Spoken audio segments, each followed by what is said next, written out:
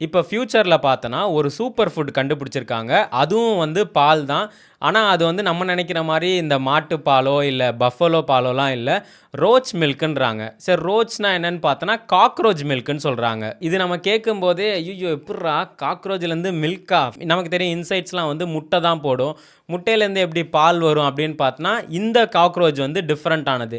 Pacific பீட்டில் காக்ரோச்னு ஒண்ணு இருக்காம். அது வந்து பார்த்தோன்னா, மத்த காக்ரோச்சை விட இது வந்து டிஃப்ரெண்ட்டா குட்டி மாரி தான் போடுமாம்.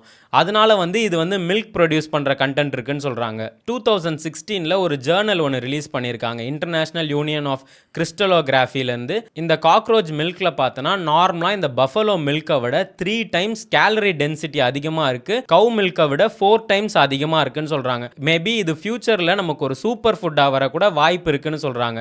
இது கேட்கும்போதே எப்புட்றா நம்ம வந்து ஒரு மாடுனா பரவாயில்ல, ஏன்னா நம்ம காக்ரோச்சை பிடிச்சி கறக்கலாம் முடியாது.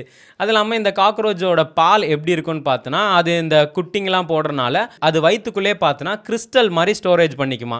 ஸோ அது பார்க்குறதுக்கு நம்ம சின்ன சின்ன இந்த அரிசி மாதிரி இருக்கும். அதுதான் அதோட பால் கண்டென்ட்னு சொல்கிறாங்க. ஸோ அது வந்து பார்த்தோன்னா அவ்வளோ நியூட்ரிஷன்ஸ் இருக்கும். அதில் பார்த்தோன்னா ப்ரோட்டீன்ஸ், ஃபேட்ஸு, கைக்ளோகேட்டட் சுகர்ஸ் இதெல்லாமே இருக்குன்னு சொல்கிறாங்க. ஸோ இந்த நியூஸை கேட்டுட்டு ஓகே இனிமேல் ஃபியூச்சர் ஃபுட் வந்து கற்பாம்பூச்சி தான், நம்ம வந்து வீட்டில் இருக்கிறதெல்லாம் பிடிச்சி கறந்துடலாம் அப்படின்னு நினச்சா அதெல்லாம் முடியாது. ஏன்னா வந்து அந்த ஸ்பெசிஃபிக்கான அந்த பெசிஃபிக் பீட்டில் மட்டும்தான் இந்த மாதிரி ஒரு தன்மை இருக்குது.